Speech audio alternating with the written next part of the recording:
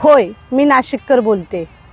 कुंभमेळा म्हणजे आमच्यासाठी अभिमानाचीच गोष्ट, पण एक गोष्ट मनाला फार टोचते, ती म्हणजे या कुंभमेळ्याच्या साधुग्रामच्या पार्श्वभूमीवर आमच्या नाशिकचा प्राण असणाऱ्या आमच्या तपोवनातल्या 1700 ते 1800 झाडांची कत्तल केली जाते।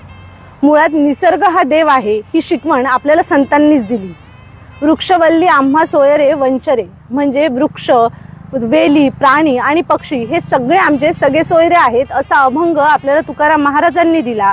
आणि त्या संतांची शिकवण आज आपण साधुग्राम म्हणजे संतांसाठीच कुठेतरी पायंदळीत उडवत आहोत याची खंत मनाला वाटते।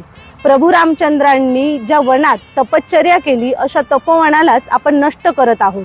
नवीन झाडे लावू असं म्हणताना सोपं वाटतं, नवीन झाडे लावणं ही चांगलीच गोष्ट आहे, पण मुळात जे झाडं जमिनीत रुजलेली आहेत, मोठी आहेत आणि घनदाट सावली देत आहेत अशी झाडं तोडणं म्हणजे नवीन पिढीला जन्म द्यायचा म्हणून मागच्या पिढीतल्या लोकांना संपवणं असंच आहे। आम्हाला विकास हवाय पण विनाश नकोय।